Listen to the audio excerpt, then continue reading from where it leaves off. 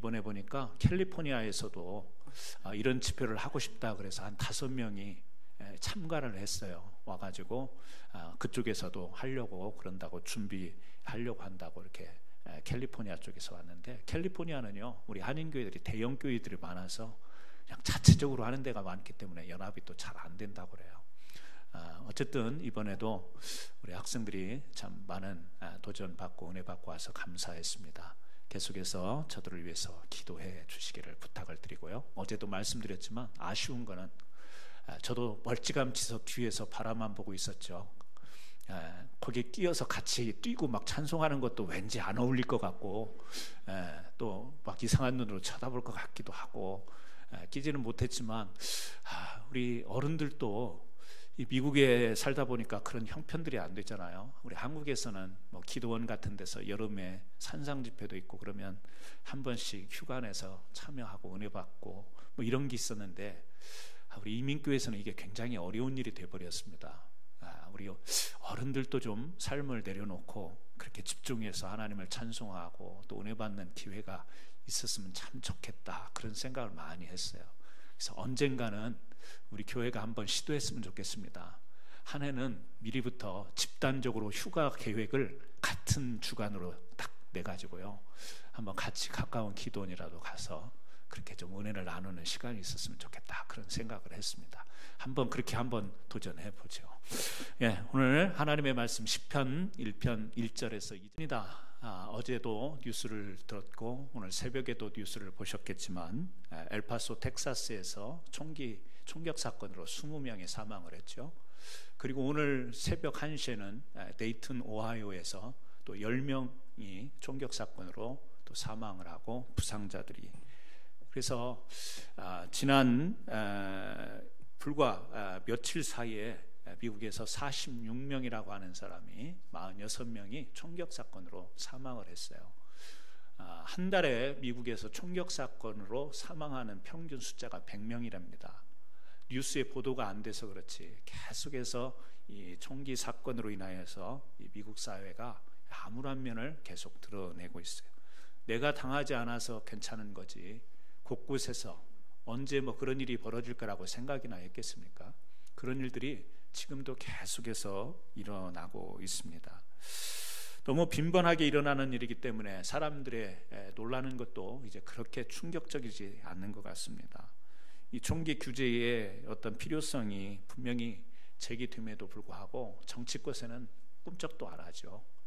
물론 자기 보호라고 하는 이제 헌법에 그렇게 미국에 시작할 때부터 어떤 초창기에 그런 기준을 가지고 법을 만들었겠지만 지금은 시대가 많이 지났고 또 총기 사건으로 인해서 너무 많은 피해자 사고들이 일어나니까 이제는 좀 그것에 대해서 진지하게 고민할 때가 되었음에도 불구하고 꿈쩍을 하지 않습니다. 왜 그렇죠? 이권 때문에 그렇습니다.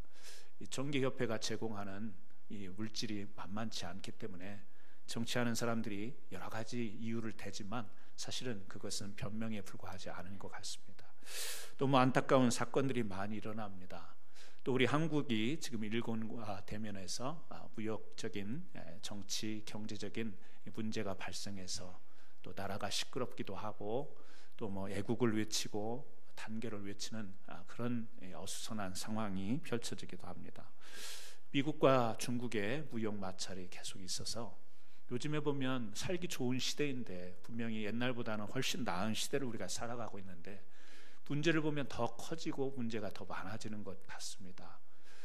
편치 않는 그런 현실을 우리가 지금 이 시대에 안고 살아가고 있습니다.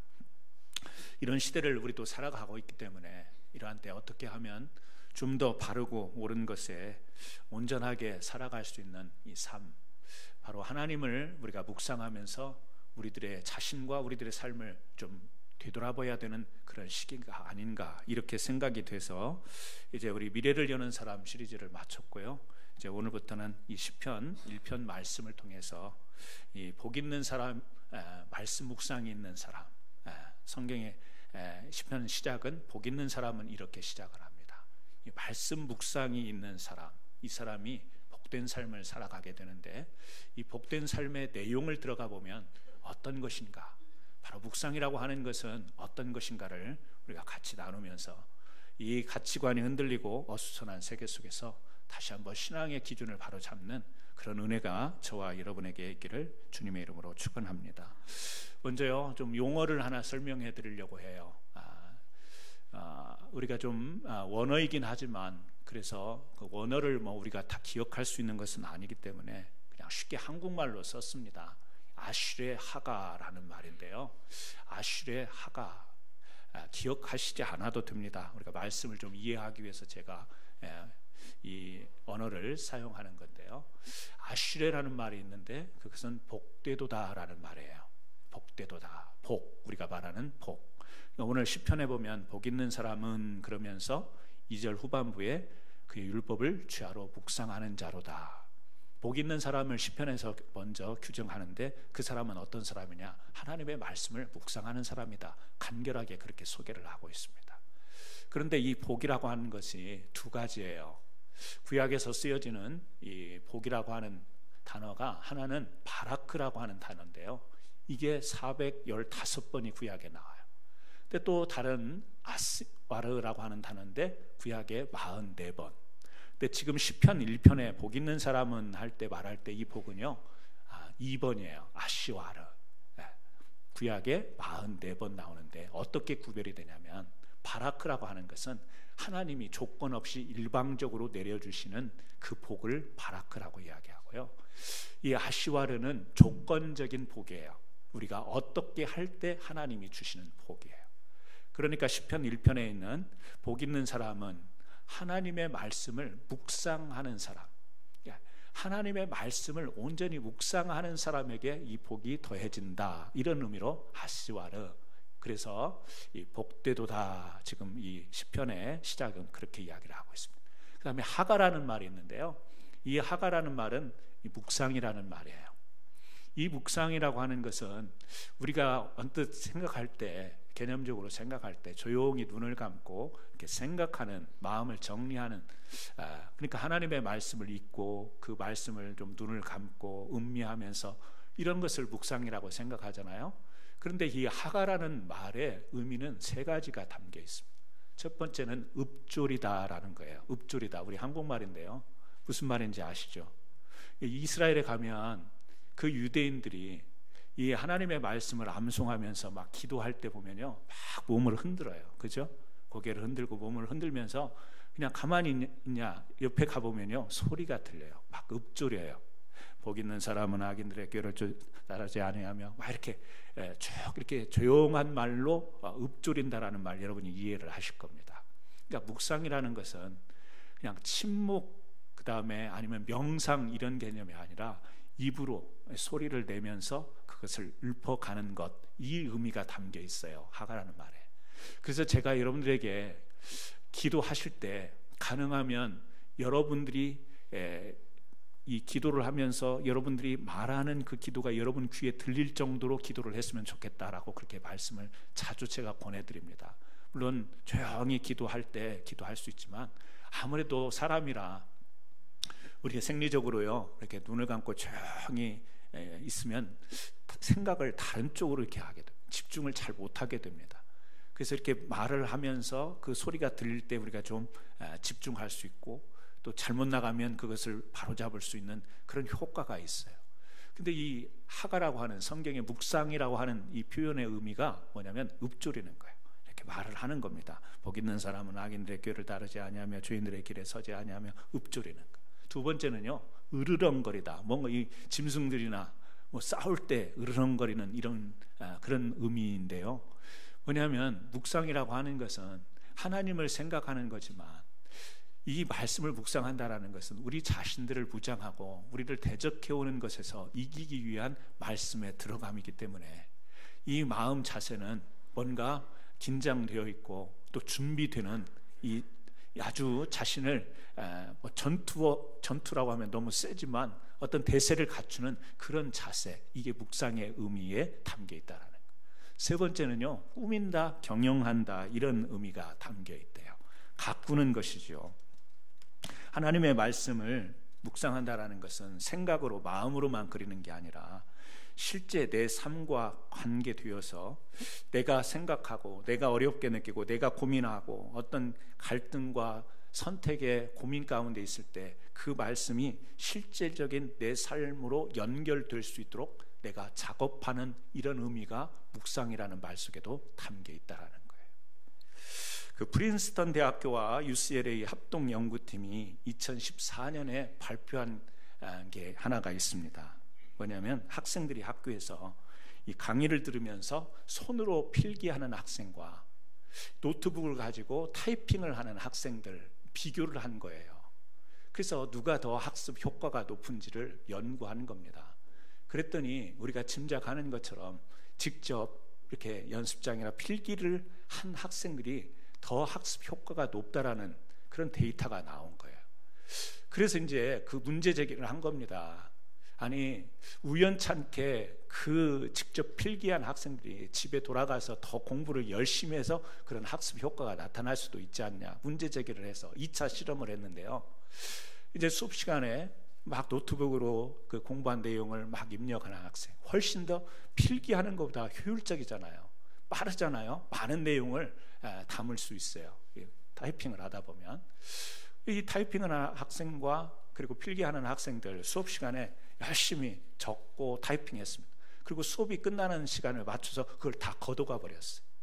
그리고 일주일 뒤에 그 공부한 내용을 발표하고 테스트를 해봤더니 역시 여전히 이 필기를 했던 학생들의 학습 효과가 높다라는 결론을 이제 임상 실험을 통해서 발표를 한 거예요. 왜 그런가 했더니요, 답이 너무 시시하더라고요.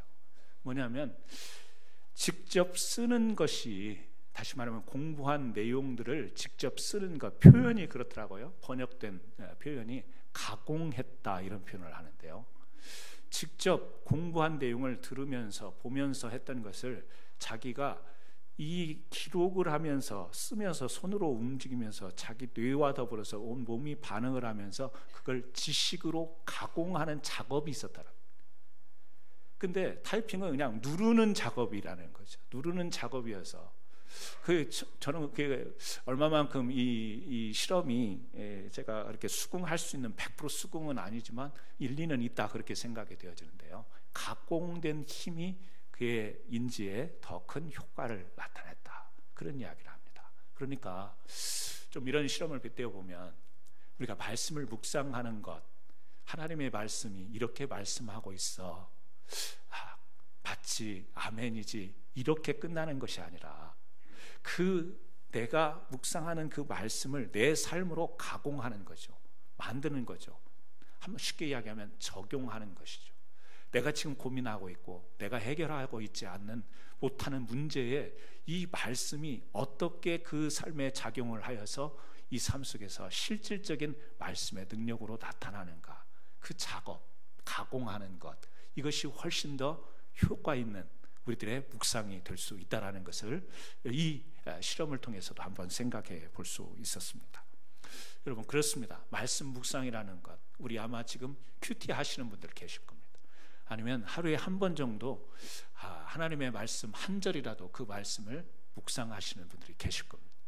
아니면 여기에 해당되지 않는 분들도 계실 겁니다.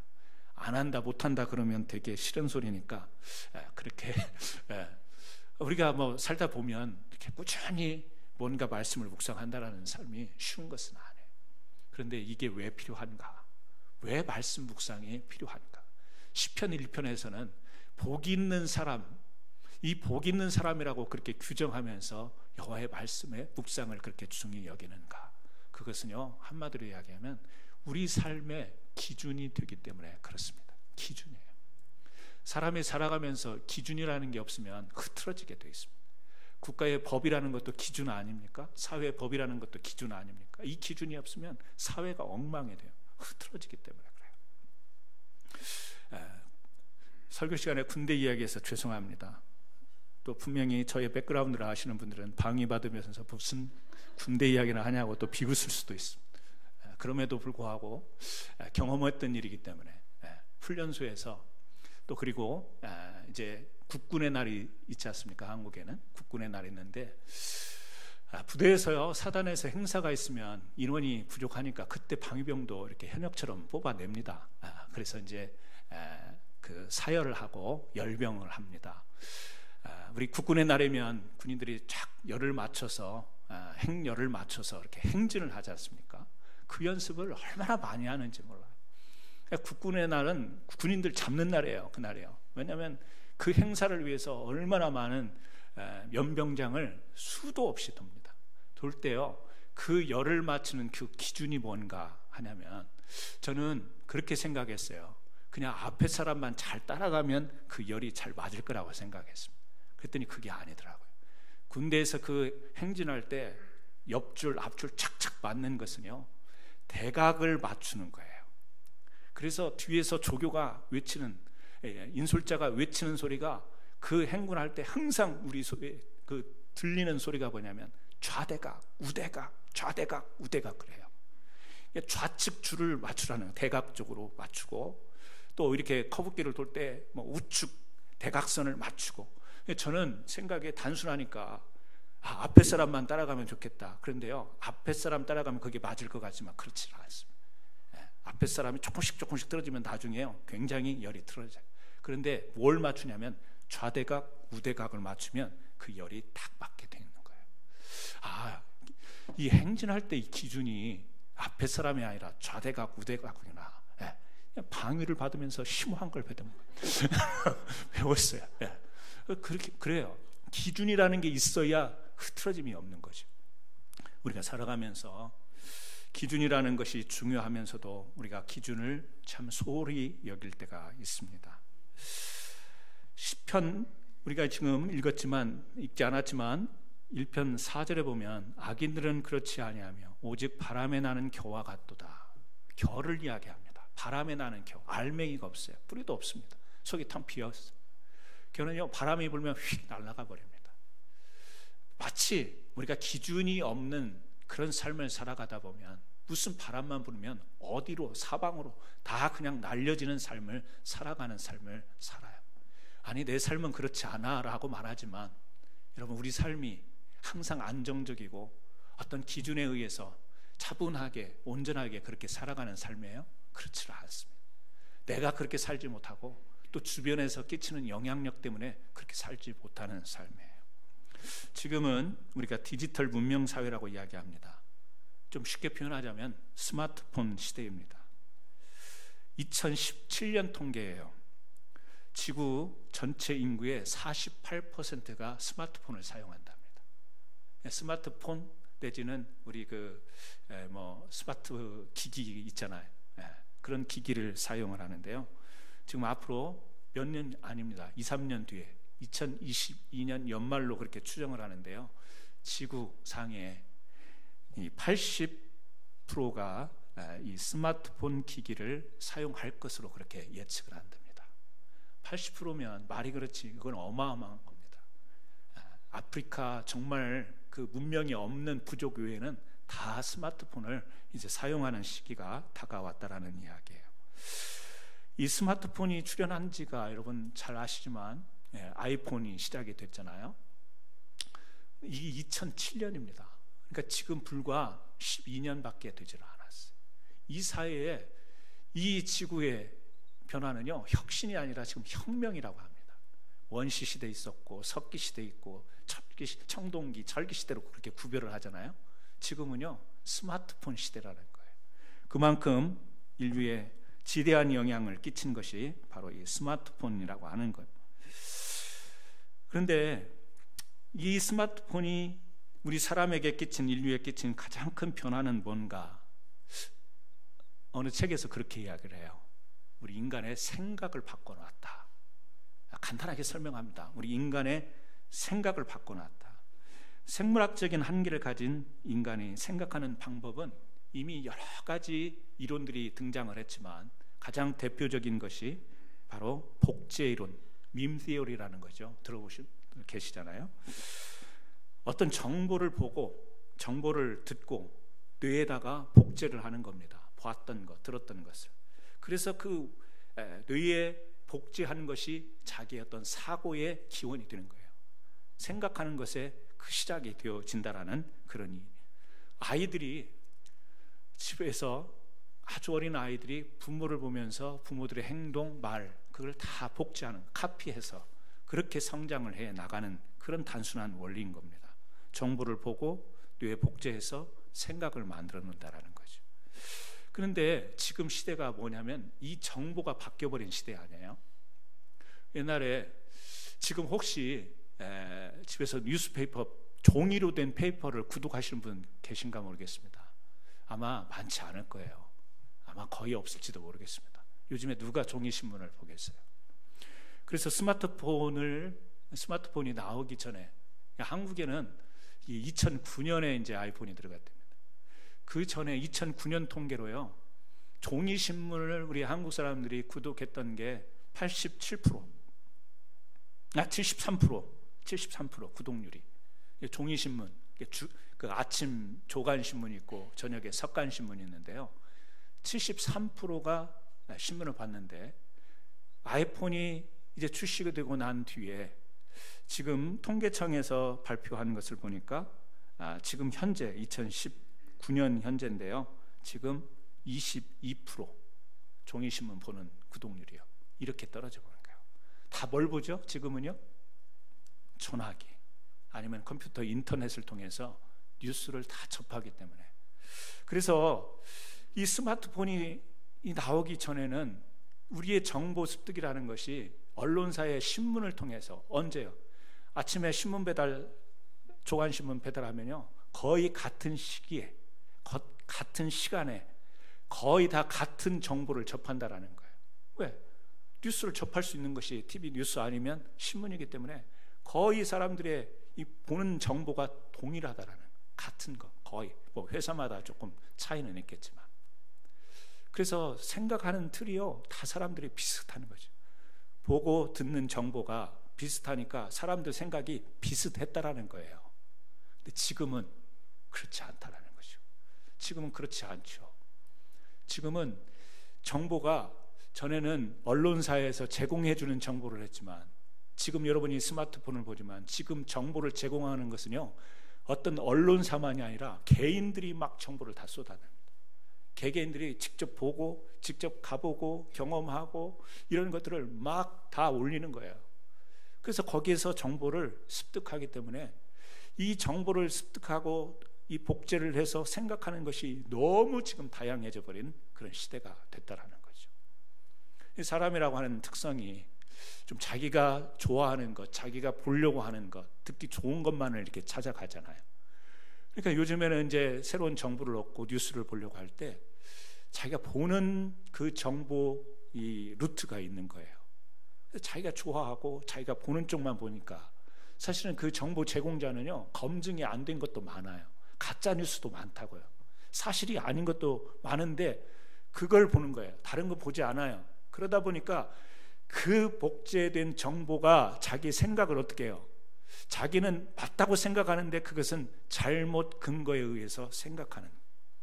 그래서 옛날에는 정부가 그렇게 언론을 장악하게 하려고 했던 것이 대중들의 생각을 동일되게 끌고 갈 수 있었잖아요. 지금은 이게 안 되는 거예요. 대중적으로 동일한 어떤 생각들을 이렇게 대중 매체라고 하는 것을 통해서 끌고 갈 수가 없습니다. 이제는요, 너무 많은 정보들이, 그래서 사람들이 너무 생각들이 많아져 버렸어요.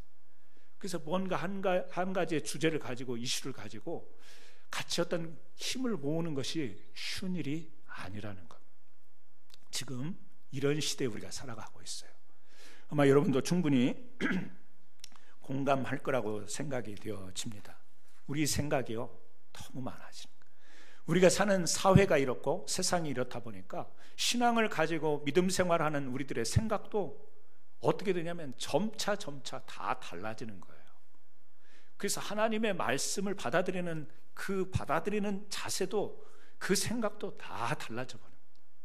그래서 이제는 어떤 것이 제대로 된 기준인지, 어떤 것이 맞는 생각인지 분별하기가 어렵고요, 자꾸 충돌만 일어나는 시대가 되어버린 거예요. 정보는 수없이 쏟아져요. 그래서 많이 생각이 넓어진 것 같은데 그 안에서 화합이라는 것은 찾기가 어렵고 충돌과 마찰, 막 분리, 대립 이런 것만 막 지금 사회가 그런 사회 속에 있는 거예요. 여러분, 오늘 이런 시대에 살고 있는 우리예요. 발전하는 시대, 문명의 혜택을 누리고 있는 시대. 그럼에도 불구하고 우리가 여기에서 참된 우리 삶의 본질을 신앙 안에서 회복하고 찾기 위해서는요, 이 하나님의 말씀이 분명하게 기준이 되어야 돼요. 시대는 바뀌었어요. 문명은 바뀌지만 이 진리의 말씀은 변하지 않는 말씀. 이 변하지 않는 진리의 말씀은 모든 인류의 바로 원리가 되고 기준이 되는 겁니다. 옷은 문화의 옷이라고 하는 문명의 옷은 자꾸 바뀌지만 이 본질은 바뀌는 게 아니에요. 그래서 시대가 이렇게 될 때 생각하는 것도 바뀌어야 되고 또 우리가 삶을 살아가는 자세도 바꿔야 되지만 그 기준만큼은 변해서는 안 되는 것인데 그 기준이 하나님의 말씀이라는 사실. 그래서 우리는 이 말씀을 시대가 변화가 되고 우리 삶이 변화가 된다 할지라도 이 말씀을 굳건히 붙잡고 묵상해야 될 이유가 있는 것입니다. 오늘 여기 성경에서도 설명합니다. 말씀 묵상을 통한 기준이 없을 때 발생하는 문제 세 가지를 들죠. 이미 지금 시대가 아닙니다. 그럼에도 시편 기자는 이렇게 씁니다. 악인들의 꾀를 따르지 아니하며. 악인들의 꾀가 있어요. 죄인들의 길, 오만한 자들의 자리. 그러니까 처음에는요, 악인들의 꾀를 따르지 아니하며 따라가요. 그러다 따라가다가 나중에는 자리를 잡습니다. 죄인들의 길에 서지 않고 가다가 서요. 그러다가 나중에는 오만한 자들의 자리에 앉아버려요. 따라가다가 자리를 잡더니 주저앉아버려요. 어떤 것으로? 부정적인 것에. 뭐가 없으면? 말씀이 없으면, 말씀 묵상이 없으면, 그 말씀이 내 삶의 기준이 되지 않으면 우리가 어떻게 되는가? 잘못된 것을 따라가다가 그걸 자리 잡고 거기에 주저앉아버리게 된다는 이야기예요. 여러분, 악한 자의 꾀가 나오는데요, 아담과 하와, 사단이 에덴 동산에서 유혹을 합니다. 유혹을 해서 그들은 분명히 하나님과 관계가 단절이 되어버려요. 성경은 그것을 원죄라고 이야기를 해요. 죄라고 이야기해요. 그런데 가만히 그 죄의 내용을 들여다보면 아담과 하와가 무슨 폭력을 행한 게 아닙니다. 막 남의 것을 빼앗아간 게 아니에요. 뭐 하벨처럼 가인처럼 막 죽인 게 아니에요. 그런데 그게 원죄가 돼요. 죄예요. 여러분, 우리가 좀 유심히 보면요, 우리가 신앙생활을 하는 사람들이기 때문에 뭐 신앙생활을 하지 않는 것이 죄다 뭐 이런 쪽으로 보는 것보다 우리는 신앙생활을 하고 있는, 신앙 안에 있는 사람들이기 때문에 우리가 좀 생각해 봐야 될 부분이 있는데, 그게 뭐냐면 죄처럼 여겨지지 않는 것, 이게 굉장히 우리한테 무서운 거거든요. 그게 무슨 죄가 돼? 그건 죄가 아니지. 뭐 이렇게 생각이 드는 것으로 사단은 우리들의 그 신앙을 파고들어서 하나님과의 관계를 단절시키려고 해요. 우리가 그런 의식이 무슨 내가 큰 잘못한 것도 아닌데, 이건 무슨 큰 죄도 아닌데, 뭐 그거 조금 뭐 먹었다고 해서, 그거 좀 뭐 다 먹었다고 해서, 이런 식으로 우리에게 다가오는 유혹들이 있습니다. 하나님의 말씀을 묵상하다 보면 하나님의 말씀은 예리하거든요. 우리가 그냥 그 문학적으로 쓰여진 글 같지만 이 말씀에는 성령의 역사함이 있기 때문에, 성령이 조명하시기 때문에 이 말씀은 굉장히 예리하거든요. 그래서 이건 죄 같지 않지만 우리로 하여금 말씀을 묵상하다 보면 이건 죄다, 이건 아니지, 이건 벗어난 거야, 이것을요, 말씀이 성령과 더불어 우리에게 조명시켜 줄 때 우리가 그런 분별력이 생기는 거예요. 여러분, 이 사단의 꾀는 그런 겁니다. 악하거나 죄처럼 보이지 않지만 영적으로 치명상을 입도록 우리에게 유혹을 가져다 주는 것. 우리 사람들이 귀가 얇다라는 말을 하죠. 여기 가서 이 말 들으면 이게 맞는 것 같고, 이 말 들으면 또 그게 맞는 것 같고, 여기 가면 그 말 맞는 것 같고, 뭐 귀가 얇다라는 표현을 합니다. 왜냐하면 실제 우리 삶에 그런 게 있어요. 더군다나 좀 어떤 공경에 처하면, 어려운 일이 생기면 그 문제를 해결할 방법이 자기에게 없을 때 사람은 더 귀가 얇아지죠. 여기 가서 이야기 들으면 그게 맞는 거. 우리 그런 표현 하잖아요. 줏대가 없는, 막 흔들리는. 기준이 없으면 그렇게 됩니다. 자꾸 듣다 보면요, 아까도 말씀드렸지만 우리 생각이 너무 복잡해져요. 사실이 아닌 것을 막 기준 삼고 하나님 앞에서 신앙이 아닌 것을 생각하게 되고 기준 삼으려고 하는 경향이 생겨요. 근데 그것이 사람들이 다 그래. 다 그렇게 생각하고 있어. 요즘 사람들 다 그렇게, 요즘 추세야, 유행이야. 그러면요, 이 마음속에 공범의식이 생기는 거예요. 단독 범행을 하면 그 죄에 대한 책임이 자기에게 무겁게 느껴지는데, 같이 공범 죄를 지으면 그 책임감이 덜해지는 의식, 그런 거 있잖아요. 사람들이 그런 게 아니죠. 악한 영이 이 시대를 그렇게 끌어가겠죠. 우리에게 속삭이는 이야기가 뭐냐면, 그것이 우리 마음에 걸리기는 하는데 사단은 사람들 다 그래, 요즘 사람들 다 그렇게 살아, 그 정도 가지고 그렇게 너무 그러지 마, 이런 마음을, 공범의식을 막 심어준다. 그러면 나 혼자 단독 범행할 때보다 긴장감이 풀리잖아요. 그래, 저 장로님도 그러네, 저 집사님도 그러네, 목사님도 그러네, 막 이러면서요, 막 안심하고 마음을 놓게 되는 그런 게 있습니다. 사단의 공격은 굉장히 아주 교묘합니다. 그래서 죄 같지 않은 그런 것들을 우리 마음속에 품어줘요. 그래서 성경에 보면 구약에 이스라엘의 지도자들이, 그리고 사회의 지도자들이 어땠어요? 편법을 씁니다. 백성들 착취합니다. 그런 게 그 권력의 자리에서, 그 지위에서 당연히 할 수 있는 것으로, 관행으로 사람들이 그것을 묵인하고 넘어가는 사회, 그 사회에서 통용되는 그런 어떤 모습이었어요. 성경은요, 선지자들을 통해서 강하게 지적합니다.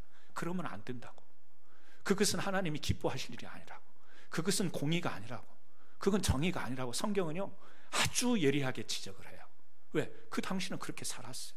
그렇게 백성들도 빼앗기고 착취당하면서도 그냥 어려운 그런 사회라고 그렇게 인정하면서 살았던, 묵인했던 그런 시대예요. 성경은요, 용납하지 않습니다. 왜 그렇죠? 하나님의 기준이 있기 때문에 그래요. 하나님의 기준이 있기 때문에 그렇습니다. 오늘 사랑하는 성도 여러분, 악인의 꾀를 따르지 아니하며 말씀을 묵상할 때, 왜 말씀 묵상이 우리에게 복이 되는가? 죄같지 않게 여겨지는 그런 것 속에, 그런 꼬임에 넘어가지 않고 성령의 그 예리한 조명과 말씀의 그 진리의 힘이 우리를 바른 길로 살아갈 수 있도록 그 힘을 우리에게 주기 때문에, 그것은 바로 복된 말씀, 복된 자가 받는 귀한 말씀인 줄 믿습니다. 그런 은혜가 있기를 주의 이름으로 축원합니다. 여기 보면 죄인의 길이 나옵니다. 두 번째, 죄인의 길. 죄라고 하는 것은 이 원어적으로 보면 관역에서 벗어났다. 활을 쏘는데 관역을 향해서 쏘죠. 근데 그 관역에서 벗어난 것, 이런 의미를 가지고 있습니다. 사울이 하나님께 기름 부음을 받고 왕이 돼요. 참 인품도 괜찮았고 하나님께서 기름 부으셨기 때문에 하나님이 인정한 왕이었어요. 그런데 사무엘상 15장에 보면 사무엘과 대화하는 장면이 나와요. 아말렉을 공격합니다. 하나님의 명령을 따라서 공격을 했어요. 그런데 하나님이 어떤 명령을 했죠? 아말렉 사람을 다 진멸하고 없어지기까지 다 진멸하라고 합니다. 그러니까 사람뿐만 아니라 모든 것을 다 진멸하라고 합니다. 그런데 사무엘이 책망하는 내용이 사무엘상 15장 19절에 나와요. 사무엘이 어찌하여 왕이 여호와의 목소리를 청종하지 아니하고 탈취하기만 급하여 여호와께서 악하게 여기시는 일을 행하였나이까. 아니, 하나님이 아말렉을 공격하라고 해서 아말렉을 공격하고 승리하고 돌아왔는데 사무엘은 그 사울 왕을 책망하는 거야. 왜 여호와의 말을 청종하지 않았냐. 그때 사울이 사무엘에게 그렇게 이야기합니다. 나는 실로 여호와의 목소리를 청종하여 여호와께서 보내신 길로 가서 아말렉 왕 아각을 끌어냈고 아말렉 사람을 진멸하였으나, 명령을 행한 거예요. 그대로 했어요. 근데 21절이 추가가 돼요. 다만 백성이 그 마땅히 멸할 것 중에서 가장 좋은 것으로 길갈에서 당신의 하나님 여호와께 제사하려고 양과 소를 끌어왔나이다 하는지라. 하나님의 명령대로 했어요. 아말렉을 진멸했다고, 왕을 물리쳤다고. 그리고 돌아왔는데 돌아올 때 뭘 가지고 왔어요? 소와 양, 전쟁의 전리품을 챙겨왔어. 근데 그걸 뭐 하려고? 자기도 아니에요. 사무엘에게 당신의 하나님 여호와께 제사하려고 가져왔어요? 자기 갖고 싶어서 가져왔어요?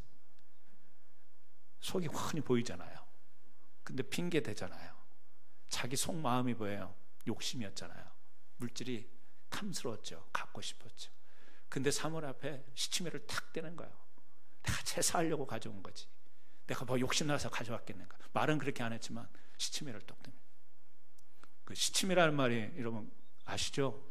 그 고려 시대에 귀족들이 즐겨했던 오락 레저가 매를 보내서 사냥하는 이게 귀족들의 스포츠며 레저였대요. 근데 이제 매 귀족들이 이렇게 대회도 있고 매를 공중에 날려 보냈다가 이렇게 돌아오는 건데 가끔 잘못 날아와서 자기 주인이 아닌 곳으로 날아오는 경우도 있었나 봐. 그래서 그 매의 다리에다가 뼈 조각으로 생긴 이름표를 달았는데 그게 시침이랍니다. 그래서 잘못 날아왔는데 그 이름표를 보니까 자기 매가 아니에요. 다른 사람의 이름이 써 있어요. 근데 돌아왔기 때문에, 자기한테 왔기 때문에 그 시치미를 떼버리고 자기 것처럼 하는 게 시치미를 떼는 거래. 네. 시치미. 여러분, 알면서 모르는 척 하는 거 있잖아요. 알면서 아닌 척 하는 거 있잖아요. 하나님이 나에게 주신 메시지가 뭔지 알아요. 근데 내 삶 속에서 아닌 척 하는 거 있어요. 솔직하게 조용히 질문할게요. 그런 거 있어요, 없어요? 네? 아멘 하지 마시고 그럴 때는 그냥 고개만 살짝 끄덕여 주셔야 돼요. 아멘 하면 표시나니까. 있어요. 이게 하나님 말씀인데, 하나님이 이렇게 살기를 원하시는데, 하나님이 내 마음 가운데 이런 걸 주셨는데, 근데 그런 것을 내가 순종으로 나가자 보면 너무 생각이 복잡해지는 게 많아요. 내가 막 이것도 희생해야 되고 이것도 양보해야 되고 이렇게 불복해야 되고, 알긴 아는데 그냥 모른 척 시침이 떼는 게 있어요. 지금 우리가 사울 왕뿐만이 아니에요. 성경에 보면 이런 인물들이 많이 소개가 되고 있어요. 이 발람 선지자도 마찬가지 아니었어요? 하나님께서 계속 메시지를 줍니다. 이스라엘을 향한 메시지를 줍니다. 근데 나중에 어떻게 해요? 그게 하나님 메시지인 줄 알지만 이스라엘을 저주하잖아요. 아는데 모르는 척 하는 거예요. 그리고 자기가 그 대가로 받아야 될 물질, 이게 욕심이 나니까 하나님의 메시지가 뭔지를 알면서도 모른 척. 성경에 보면 많아요. 너무 많아요. 근데 우리 삶 속에 그런 게 우리에게도 있을 수 있는 거예요. 왜냐하면 아는데 시침을 탁 떼는 거예요. 그건 내 게 아니야. 그건 나하고 해당이 없어. 막 일부러. 하지만 우리에게 뭐가 있죠? 하나님이 지독하게 장치를 하나 주셨는데 양심이에요. 양심. 가룟 유다는 은30에 예수님은 팔았지만 자기 양심은 팔지를 못한 거예요. 그래서 목매다가 죽었죠. 양심에 찔려서. 너무 불행한 사람 가룟 유다인데요, 예수님을 팔았어요. 은30이 작은 돈은 아니지만 또 그렇게 큰 돈도 아니에요. 근데 그것에 예수님을 팔아버렸어요. 자기 신앙을 팔아버렸어요. 근데 뭘 못 팔아요? 하나님이 우리에게 장치해 놓은 양심은 팔지를 못하니까 양심에 찔려서 어떻게 해요? 스스로 목숨을 끊습니다. 우리는 알아요. 꼭 신앙적이어서가 아니라 양심에 의해서 알아요. 이건 하나님이 내게 주신 게 아니에요. 이건 내가 하나님 앞에 나가야 되는 거야. 아는데 우리가 모른 척하는 경우가 많아요. 여러분, 죄라고 하는 것이 엄청난 어떤 윤리적 도덕적 죄만을 우리는 떠올릴 수 있는데요, 그게 아니에요. 내가 모른 척하는 거, 이것도 죄, 벗어나는 거예요. 하나님이 원하시는 관역에서 벗어나는 것입니다. 세 번째, 오만한 자리인데요, 말씀이 묵상이 없으면, 말씀에 묵상이 없다 보면 우리가 이런 자리에 가게 돼요. 어제 토요일 아침 기도회 때 우리가 지금 열왕기서를 공부하기 때문에, 말씀을 나누기 때문에 반복되는 이야기입니다. 솔로몬 왕, 그는 엄청난 그 다윗이 쌓아놓았던 재물을 통하여 하나님 앞에 성전을 짓습니다. 성전을 정말 화려하게 멋있게 잘 지어요. 근데 그 짓는 가운데 백성들은 너무 힘들어요. 세금도 내야 되고 노역에 참여도 해야 되고 너무너무 힘들어요. 그런데 역대서를 보면 솔로몬은 이렇게 위대하게 하나님 앞에 성전을 지었다라고 기록을 하고 있지만, 열왕기서에서는 그 샅샅이 마치 기자처럼 그렇게 화려하게 지어진 성전의 배경을 파고 들어가 보는 거예요. 성전이 지어진 과정을 파고 들어갔더니 거기에 솔로몬의 문제가 다 드러나는, 어두운 면이 다 드러나는 거예요. 역대 상하에서는 표현하지 않아요. 근데 열왕기서 상하에는 표현을 하고 있어요. 뭐죠? 자기가 원하는 일을 한 거예요.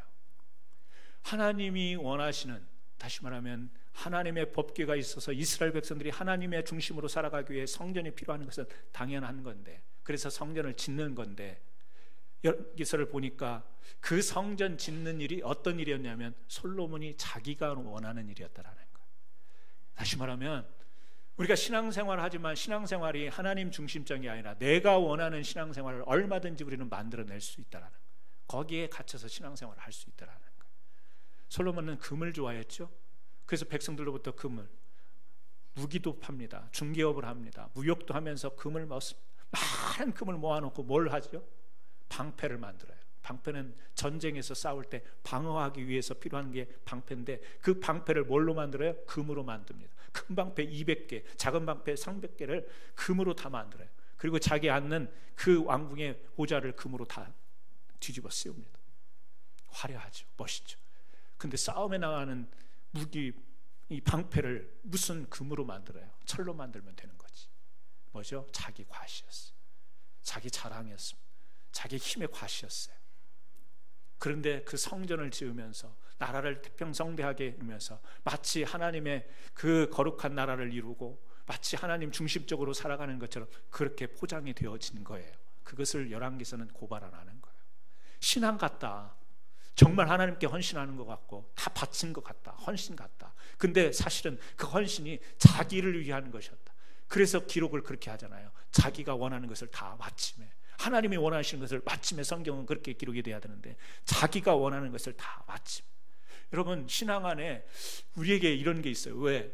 신앙이라고 하는 그 신앙으로 나가는 우리에게 잠재적인 욕구, 욕심, 탐욕이라는 게 늘 존재하는 거예요. 신앙생활을 하면서도 뭐예요? 하나님의 일이 아닌 자기 일을 할 수 있는 그 가능성이 우리 사람에게 얼마든지 있을 수 있기 때문에 그래요. 솔로몬은 심지어 외국에서 원숭이와 공작을 수입해 옵니다. 왜 그렇죠? 이방 여인들을 아내로 삼으면서요, 각 저녁에 산당을 지어놓고 그 아내들을 즐겁게 하기 위해서 원숭이와 공작들을 수입해 가지고 놀잇감으로 준 거예요. 여러분, 이게 이 솔로몬의 어두운 면의 한 모습입니다. 여러분, 우리가 이 오만한 자라고 하는 것은 어떤 면에서는 내가 다 안다, 나는 다 할 수 있다, 내가 하면 뭐든지 된다, 뭐 이런 자만심. 솔로몬이 태평성대, 전쟁이 한 번도 없었습니다. 아버지가 모아놓은 재물 가지고 성전을 막 지으면서요, 막 이렇게 하면 되는 거네, 내가 다 알아, 내가 할 수 있어, 이런 의식이 자리 잡았던 것 같아요. 솔로몬이 아니라 우리도 뭔가 조금 이렇게 잘 되는 일이 있을 때 그런 마음들이 들 때가 있습니다. 내가 하니까 이렇게 되잖아, 내가 하니까 되네, 뭐 이거 알고 보니까 어려운 거 아니네, 내가 다 알아, 할 수 있어, 이런 생각이. 그래서 그게 하나님의 일을 하는 것 같지만 뭐냐면 자기가 원하는 일을 신앙의 어떤 그 포장을 통해서 하게 되는, 결국에 악인의 꾀나 죄인의 길이나 오만한 자리, 이것은요, 신앙을 향해 붙잡고 나아가는 믿음을 가지고 살아가는 우리 같지만 그 안에 인간의 욕심이 드러나 있는 이런 유혹이라는 거죠. 이것을 단절시키고 이걸 거절할 수 있는 힘은 아까도 말씀드렸지만 예리한 성령의 조명이 한 말씀, 진리 되신 말씀, 시대를 초월하고 오늘 생각이 그렇게 다변하는 시대 가운데, 기준이 다 사라져버리는 그런 시대 가운데 불변하며 오늘 우리 되게 하고 우리를 영적인 사람으로, 하나님의 부름받은 사람으로 온전하게 되는 그 힘을 바로 이 말씀이 주기 때문에, 오늘 사랑하는 성도 여러분, 말씀이 그런 건 줄 알지만 실천이 중요합니다. 큐티를 하시는 분들 더 깊은 영성으로 나가시기를 바라고요. 혹시 일주일 생활 가운데 한 절도 묵상하지 못하는 분이 계시다면 한 절이라도 이 말씀 있고, 깊게가 아니라면 그 말씀을 붙들고, 여러분 다시 한번 내 삶 가운데 이 말씀이 내 삶의 기준이 되게 하옵소서. 꼭 말씀을 삶으로 연결시켜서 정말 하나님이 기뻐하시는 복된 사람들 되기를 예수님의 이름으로 축원합니다. 기도하십니다. 하나님 아버지,